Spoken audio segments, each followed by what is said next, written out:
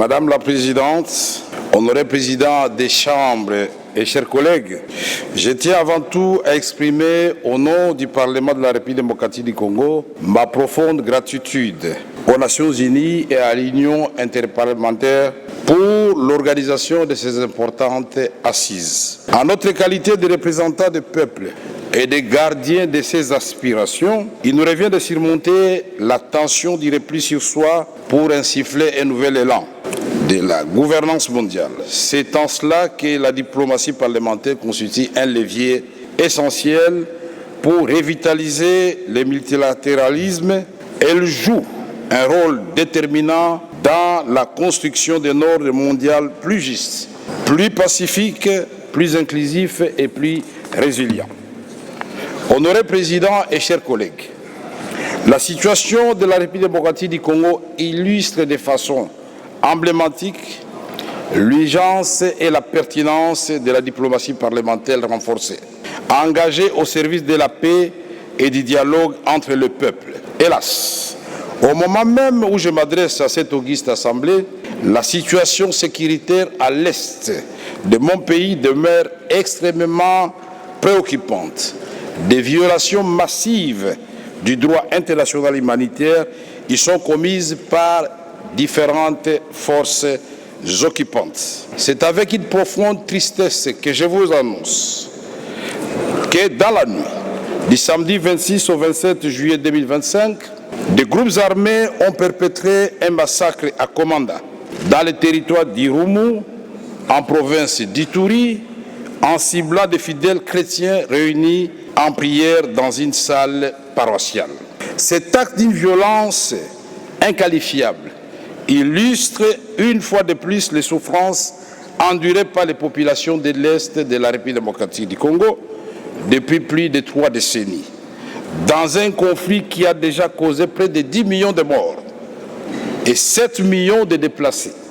Un véritable génocide oublié.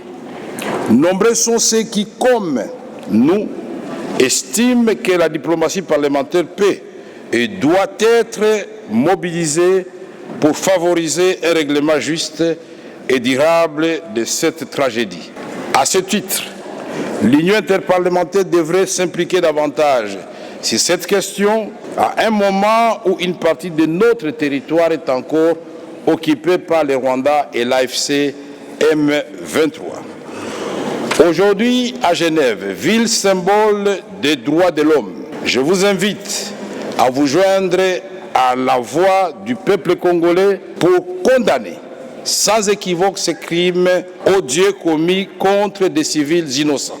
Mes chers collègues, malgré les pertes et la charge historique que nous ressentons, notre pays, à travers le leadership de son président, Félix-Antoine Tshisekedi Tshilombo, a fait le choix courageux de la paix avec notre voisin, le Rwanda.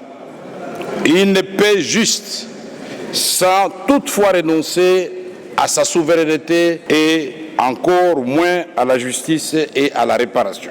La conclusion des processus de Washington et de Doha suscite beaucoup d'espoir dans la perspective de restaurer la paix dans la région des Grands Lacs et de créer des conditions d'une prospérité partagée.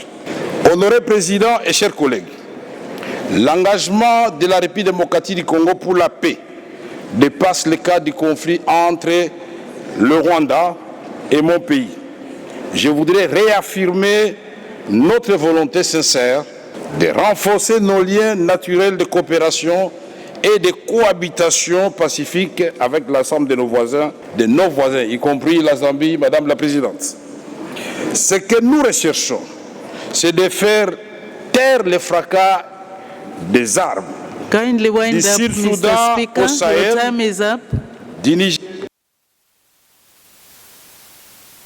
place au grondement des tracteurs de nos champs et au ronronnement des machines industrielles dans nos zones économiques.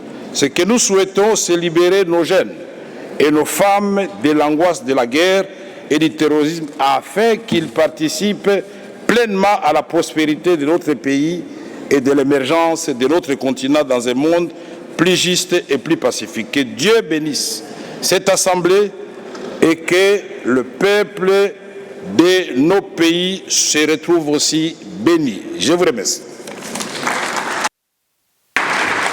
Thank you very much, Mr. Speaker.